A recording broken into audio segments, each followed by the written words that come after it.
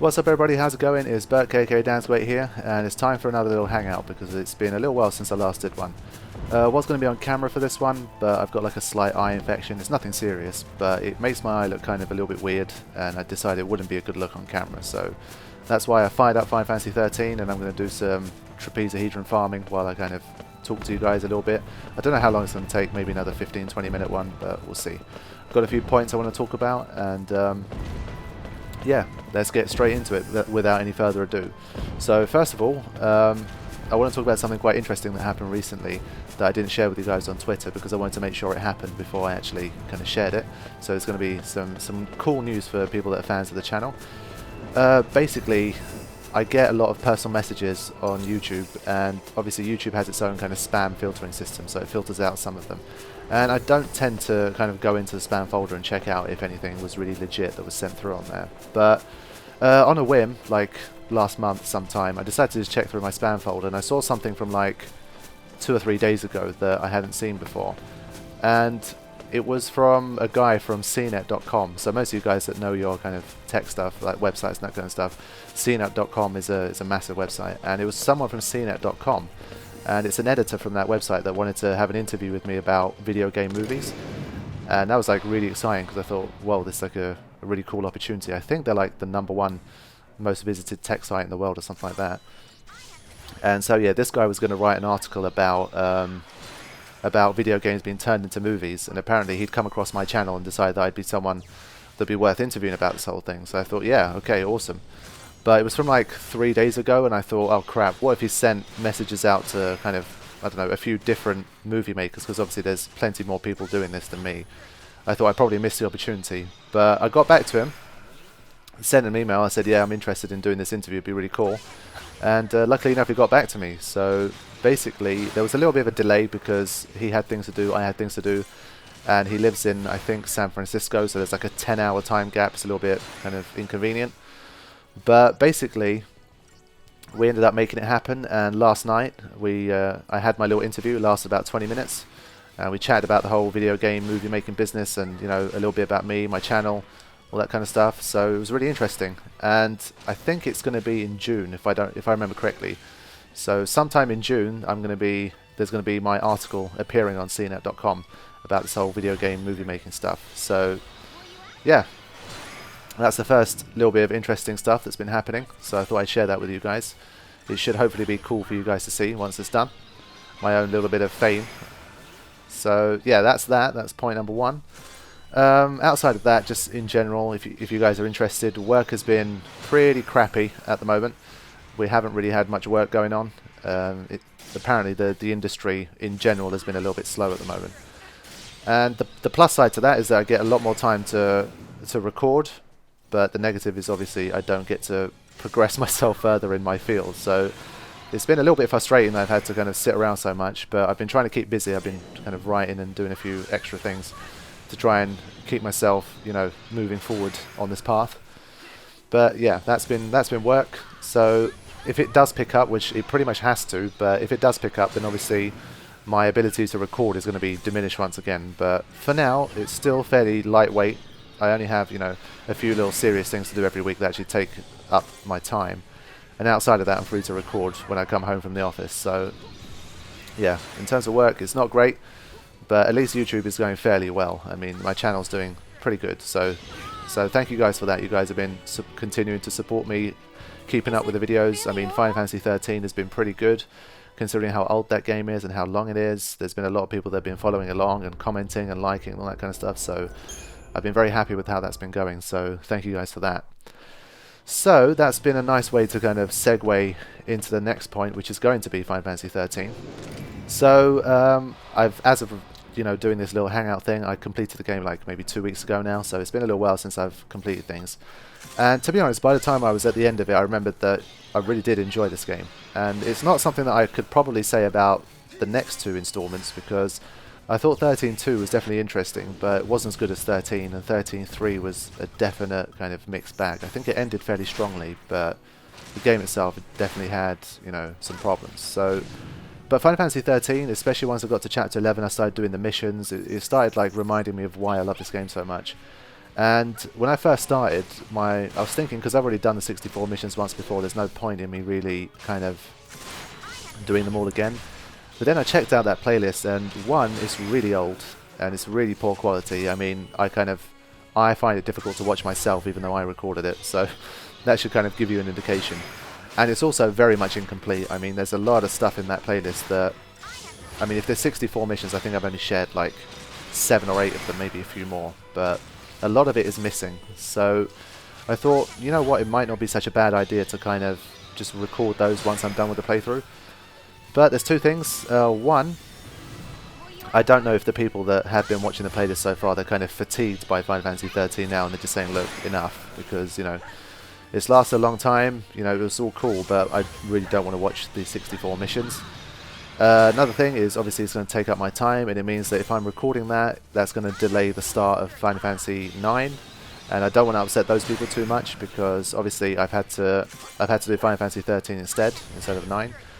But still, you know, I stand by my word. I'm definitely going to be uploading Final Fantasy IX. I mean, there's absolutely no way that I won't be doing that. So, you know, don't take this as saying I'm not going to do it or anything like that. But, you know, in all honesty, I feel like kind of just doing those 64 missions because I had so much fun kind of doing the stuff in the game. But it's completely up to you guys. I mean, that's something that is not... I'm not going to be sad if I can't do it. You know, if people are saying, look, just move on, just do Final Fantasy IX, forget 13. I'm not going to be sad about it. It's something that I've already done. And I might kind of do it cheekily on the side anyway, if I have a little bit of free time. So that's why I want to take this excuse to kind of ask you guys, especially those of you that are watching the 13 series, would you like me to do all 64 missions? And based on a response from that, I'll either do all 64 missions or I won't. So we'll have to see. So with the 64 missions, if I end up doing it, it's going to take me a while. It'll probably take me at least another maybe 20 hours or so. But what I will do is make sure I edit the episodes nicely, so there's not going to be long periods of me not saying anything or just running around or farming or anything like that. They're going to be tightly edited to cut out all the bullshit, and it's just going to be focused on the missions and kind of seeing what rewards I'm going to get and seeing how I take out those enemies. So that's how it's going to be structured, but it'll still end up being probably a fair few episodes, because what I'd ideally like to do is not to do any farming, just whatever CP points I get and whatever equipment I get from the missions is just what I'll continue with.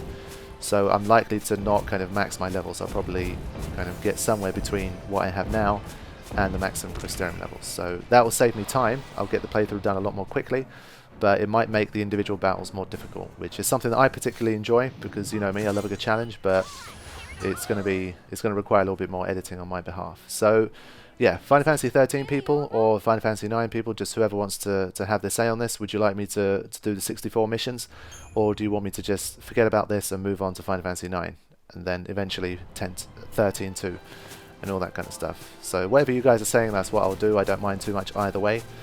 But I guess with the whole thing about Final Fantasy 9 coming to PS4 finally, I'm thinking, or PC was it? I forget which one it was. I haven't done my research, but yeah, Final Fantasy 9 is coming to either Steam or PS4.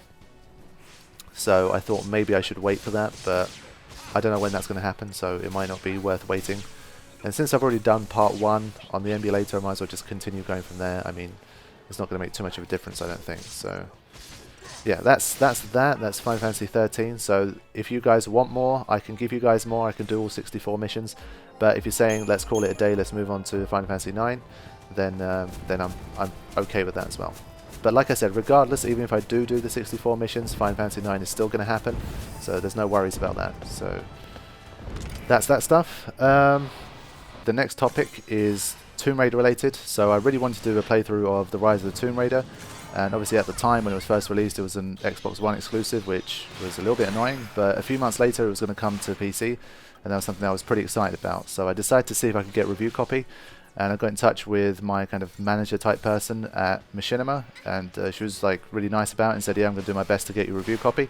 So I was kind of excited. I thought, yeah, I'll be able to get a review copy. I'll be able to upload this thing. And then for some reason, the review copy was delayed anyway, which was kind of annoying.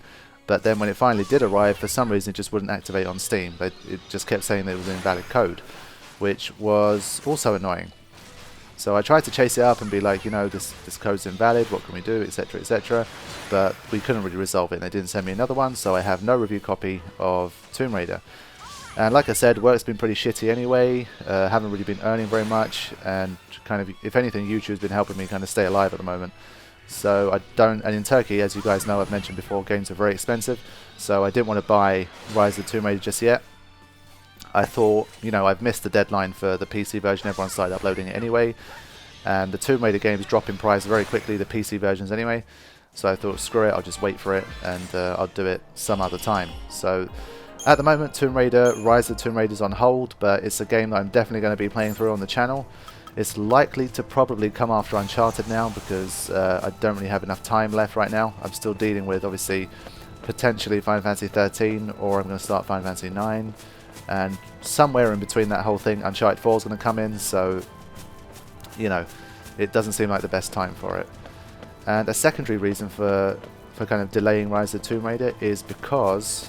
another reason is because my graphics card is starting to age, and although it plays most games fine, obviously you guys know that when you start to record your gameplay, your frames take a hit anyway.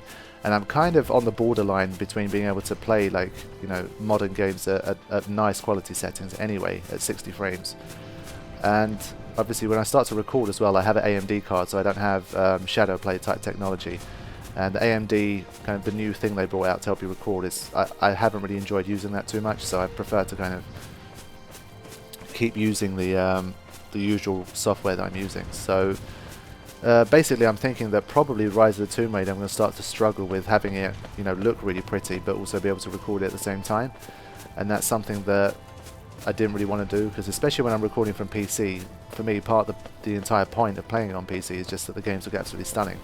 So if I can't, you know, bring you guys the best quality, I feel like I might as well just not do it. So I'm sure the game will still look pretty good. I mean, my graphics card isn't ancient. It's an AMD 7970, so it's a pretty good card, but it's starting to kind of reach its limit now, and I think within about a year or so it's going to start to become a little bit obsolete. Because with Final Fantasy XIII, it's not such a big deal. I can just cap it at 30 frames and everything still looks nice, and it's all well and good. But I feel like with the new titles coming out now, it's going to start to become a little bit of an issue. So basically I'm on the hunt for a new graphics card, but having done my research, from what I can understand, a lot of people are saying you're probably better off just waiting for the next generation, because both AMD and Nvidia are going to be bringing out a new generation of cards in the coming months, so you're probably best off waiting for that. So I've decided to kind of wait and try and save up my money, because obviously, like I said, financially things aren't incredible right now, so I need to kind of buckle up a little bit, save a little bit of cash, and hopefully invest in something that's going to last me a good few years once the new generation drops. So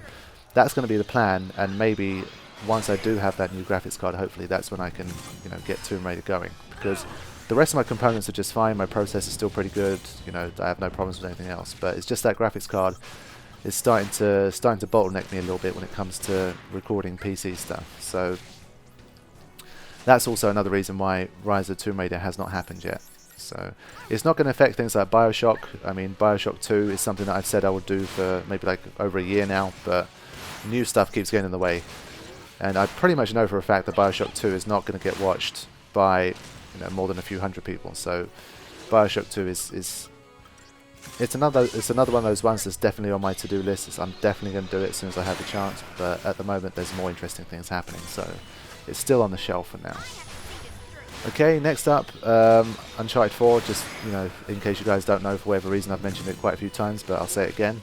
Uncharted 4 is definitely happening, and I'm very kind of intent on making a movie version of that game. I feel like it's going to be a cinematic masterpiece, because from what I hear of the developer, the director Neil Druckmann on Twitter, he's saying that they've learned a lot of things from The Last of Us, and maybe they're going to try and implement some of the stuff that they've done in The Last of Us into Uncharted 4. I feel like it's going to have a lot more, you know, high quality cinematic moments, not just in terms of, you know, crazy action like Uncharted 3 was, because Uncharted 3 was just endless, ever growing kind of spectacles, and it was really tiring to play. And it was probably going to be tiring to watch as well, but I feel like Uncharted 4 is going to kind of bring it back, and it's going to probably challenge Uncharted 2 for the best Uncharted of all time, I would say. So I have very high hopes for Uncharted 4. So for that reason, it's going to be probably both a commentary playthrough and a movie as well. So if I can do it, that would be kind of my ultimate goal. And I learned kind of fairly recently that it was delayed, so that kind of works for me, because it gives me more time to work on my other stuff.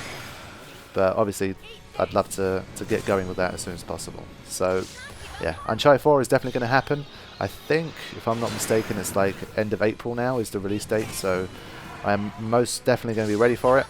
Obviously, I put myself up for a review code, because with Machinima they have like a little kind of spreadsheet thing of games coming out, and you know, you get to put your name down for review codes for particular ones. And I've told these guys, I've told Machinima, like I don't upload that many games, so for that reason I'd really appreciate if I do ask for a review copy. You know, if you could help me out, that'd be amazing, because there's these channels that kind of upload, I don't know, 50 games a year, and I only upload maybe 3 or 4. So I try to, you know, quality over quantity for me. So hopefully they'll kind of take my request into regard and hopefully get me that Uncharted 4 review copy, because I really, really need it, and hopefully it'll give the channel a nice boost as well, if possible. So yeah, that's what's going to happen with Uncharted 4. So the next little thing is Metal Gear Solid related, and I'm going to talk a little bit about Portable Ops next. Once I completed Phantom Pain, I realised that I pretty much got all of the Metal Gear Solids on the channel except for Portable Ops. And the reason why I don't have Portable Ops on there is because it was a PSP exclusive, and technically it still is a PSP exclusive. It was never released on console. And as you guys know, I'm not, you know, Metal Gear Solid games on PSP is not really my thing. So I played it like years ago once, and it really just, it wasn't doing it for me. I just wasn't getting that experience, so I decided not to play it. But now that I'm kind of done with Metal Gear Solid, I kind of had that bug. You know, when you play Metal Gear Solid, it really hooks you in, and you always want to play a little bit more.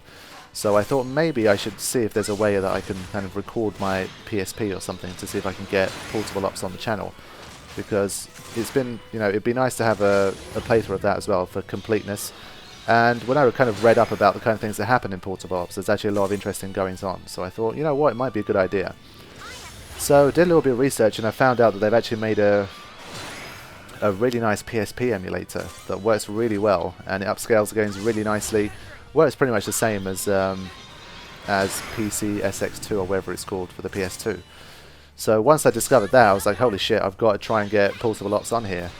And obviously got Portable Ops, I fired it up on the emulator, and it works absolutely beautifully. So that means that Portable Ops has become an option as well. It's going to be a game that's also on my to-play list.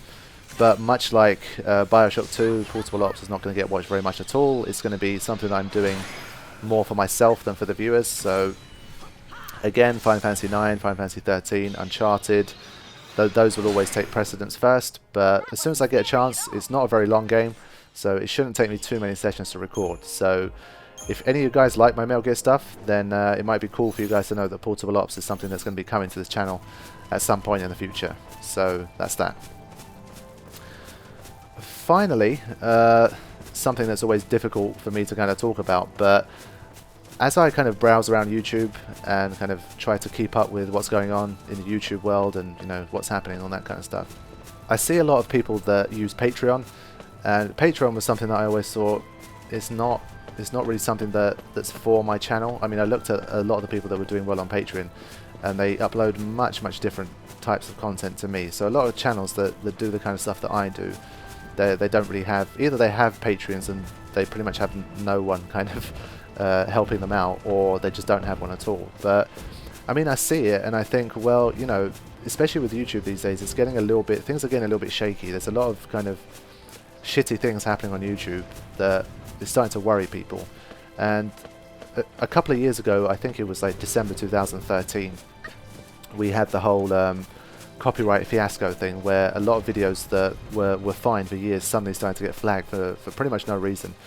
And I'd say I'd lost like a good percentage of my earnings for like 2 or 3 months. And that was kind of a wake-up call for me to think, you know, YouTube is here today and it's gone tomorrow. But then, you know, things started to improve, my channel started to grow even more. I got this partnership with Machinima that allows me to kind of be on a certain like list that protects me from content ID. But regardless of how that's all going, the YouTube is just, it seems to get more and more fragile every day. You know, you had the whole React shenanigans, and you've got people, you know, people that are starting to manually try to claim videos. You've got freebooting that's happening and all this kind of stuff. And that kind of ominous feeling about YouTube has started to return again a little bit. And I'm not again, I've started to get that feeling that I could wake up one day and my channel's suddenly become inaccessible, or I've got 3 strikes for no reason, or you know, something. And I've experienced losing my channel before. I mean, my channel was terminated for 3 weeks in February 2013, and that was like really tough time. I mean, I didn't know at the time if my channel was coming back, so I mean, that was horrible. And now, I mean, since February 2003, my channel's maybe, I don't know, 5 times bigger, maybe even more, and I've got over 1,200 videos now. So now if something were to happen to the channel, I'd be absolutely devastated.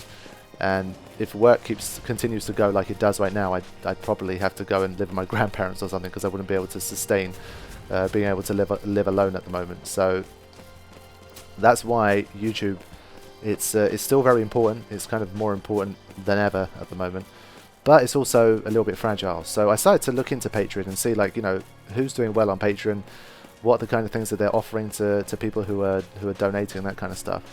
And it's not something that this isn't an announcement that I'm going to start a Patreon, or that I'm asking for money from anyone or anything like that. But it's just something that I was curious about, kind of asking followers of the channel, because if I was to open a Patreon, most of the people that are watching this video will be the people that are likely to kind of contribute to it. So I just kind of wanted to ask you guys what your thoughts are on Patreon. I mean, are you patrons for anyone? Are there any channels that you donate to? You know, do you do monthly donations? I don't know, $1, a couple of dollars, whatever. Do you donate to anyone? If you do, what kind of channels are they? What kind of perks do they have on offer for that? Because, I mean, if possible, I mean, I would love to be able to offer something kind of unique and kind of exclusive for people that were on Patreon. Because if I was to open it, I wouldn't want it to be just like, you know, like a tip jar type thing, you know, to be able to say, oh, I'm not going to do anything different, but yeah, you guys throw some money at me anyway, just because I feel like I should have it. I don't want it to be like that, because I've seen some channels like that. They kind of operate it as like a tip jar, you know. I'm not going to do anything different. Things are going to be identical, but you guys give me money anyway. So I'm not really a fan of that model. I'd rather try and offer something different. But because of the type of content that I upload, it's difficult for me to kind of come up with, you know, perks for patrons.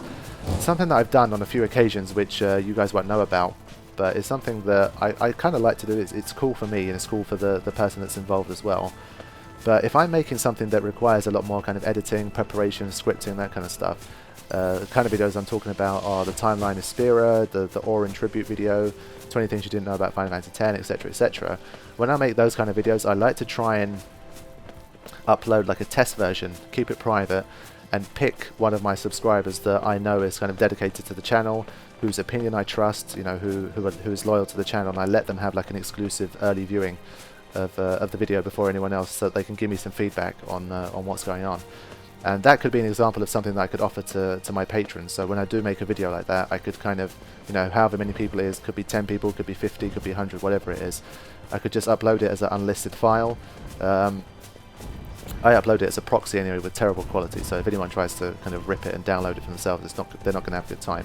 But just so you guys can give me some feedback, get an exclusive early viewing, and maybe help influence the video. So if that's something that you guys would be interested in, that could be an example of something that I could offer to potential patrons. So what I'd like to see in terms of this whole Patreon stuff is just for some people to write comments and say, you know, as an example, if you were to do this, then I would donate. So I mean, what kind of things would potentially entice you to donate to the channel? What could I do for you guys that would make you want to donate to the channel? Because like I said, as it stands now, I'm not going to open a Patreon or anything like that, because I don't have much to offer you guys. But if you guys were to give me some cool ideas, then I guess we could both win out of it. I mean, maybe a lot of you guys are fairly young, I know, so you probably don't have money to offer this stuff. I mean, I don't support anyone on Patreon because I don't really watch any YouTube channels that religiously. But I mean, if there is anyone out there that has a spare $1 or $2 to kind of spend on getting some interesting perks, then yeah, do let me know. What kind of things could I do to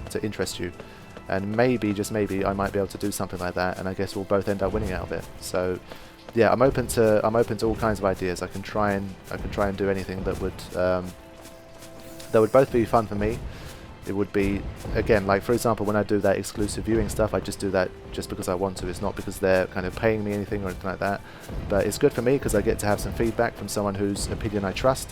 So it makes my videos better, because if they say to me, you know, you've kind of screwed up in this regard, or you should do this differently, then it ends up making my video better.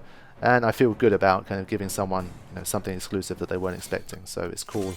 in that sense as well. So that's pretty much it. That's the final thing I wanted to just see if anyone was interested in, if anyone wanted to share some opinions, because I mean, in terms of even if I did start up a Patreon, nothing's going to change. You know, everything's going to be exactly the same. I'm not going to start offering exclusive content in terms of videos. It's not going to be like, it's not going to be a service like Vessel or something like that where there's going to be certain videos that only paying people can watch or anything like that, because I don't want to exclude people in that sense. But if there's any other kind of more interesting things that I can do, then feel free to let me know, and I'll be happy to see if I can implement something like that. So yeah, it's just a kind of preliminary kind of just putting it out there type thing, just to see what people think about it. So yeah, that's pretty much it. That's the kind of stuff that I wanted to discuss.